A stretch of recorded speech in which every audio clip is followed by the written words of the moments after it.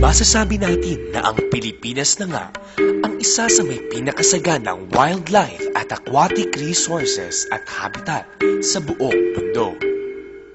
Tila ba nung sinaboy ito ng Panginoon, maraming nasalong ang mga Pilipino.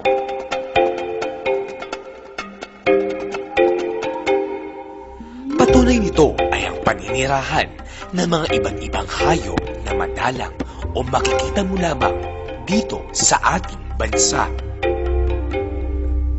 Nakatawag sa amin ng pansin ang isang hayop na dumudumindi umano ng kape.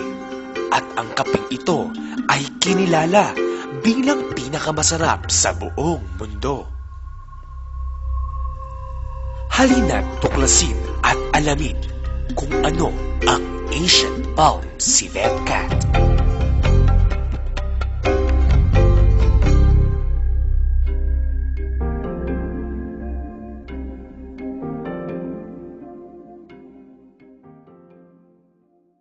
Madaling araw pa lang ay naghanda na kami, dala ang pag-asang magiging makabuluhan ang aming gagawin.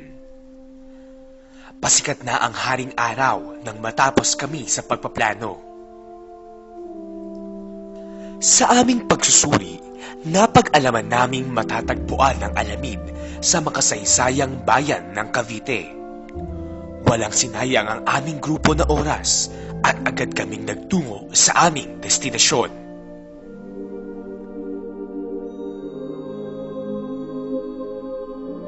Nakipagtulungan ang aming grupo sa lokal na pamahalaan ng Indang na kung saan makikita rin daw ang Alamid at ang kanilang pinagmamalaking kape.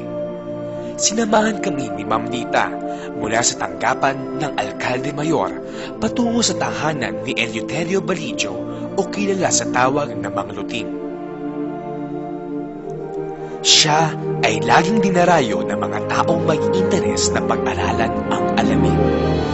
Pagmamalaki niya pang sinabi na marami na daw siyang natulungang estudyante na makatapos ng thesis, mga dayuhang mamamahaya at mga taong uhaw sa kaalaman sa nasabing hayop.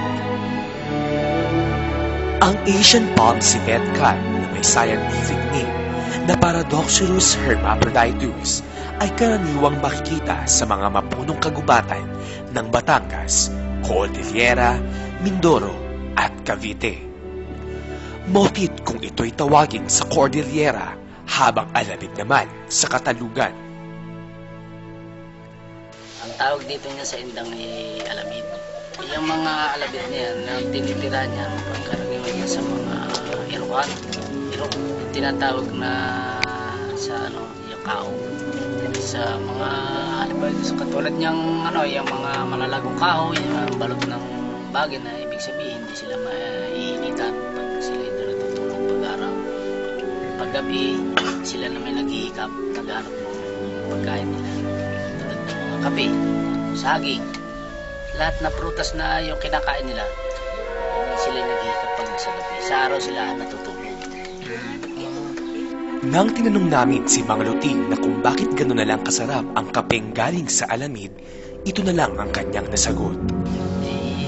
Hindi ko rin...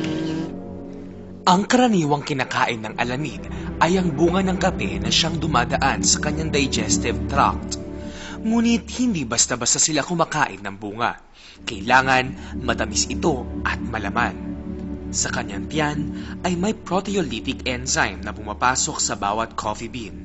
Isang uri ng enzyme na nakatutulong sa pag-alis ng mapait na lasa ng kape.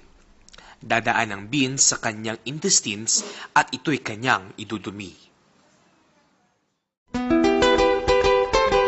Ito'y pagtsatsyagaang hanapin at pinutin ng mga coffee farmers na katulad Soy un hombre muy honrado que me gusta lo mejor. A mujeres no me falta ni el dinero ni el amor. Jineteando en mi caballo por la sierra yo me voy. Las estrellas y la luna ellas me dicen dónde nagkakahalagang voy. 3,000 piso kumpara sa presyo ng ordinaryong kapeng barako na naglalaro sa 3 hanggang 4 piso. Ang isang baso ng kapeng Alamid ay nagkakahalaga ng 300 piso. Tunay na masasabi natin na ito ang pinakamahal na kape sa buong mundo. Nakalulungkot lang isipin na ayon sa datos, unti-unti nang bumababa ang populasyon ng alamin. Sa katunayan, kabilang na ito sa listahan ng mga endangered species ng bansa. Nang tinanong namin si Mang Luting kung kumukunti na ang alamin, ito ang kanyang sinagot.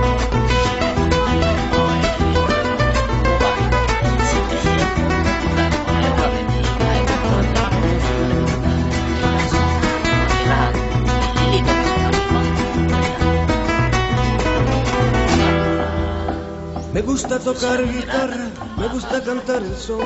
El mariachi me acompaña cuando canto mi canción. Me gusta tomar mis copas, karaniwan itong pinapakain ng mga tao dahil ito'y nagiging fiesta sa paningin at mga alagang hayop. Nakasaad sa Republic Act 8147 o kilala sa tawag na Wildlife Resources Conservation and Protection Act na mahigpit na ipagbawal ng ating batas ang paglalabastaan sa mga wildlife resources at kanyang kahagdan.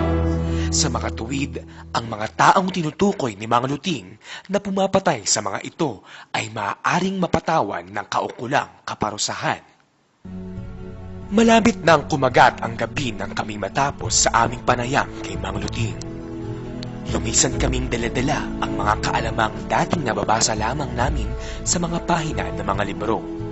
Ngayon ay nasambit mismo ng isang bihasang tao.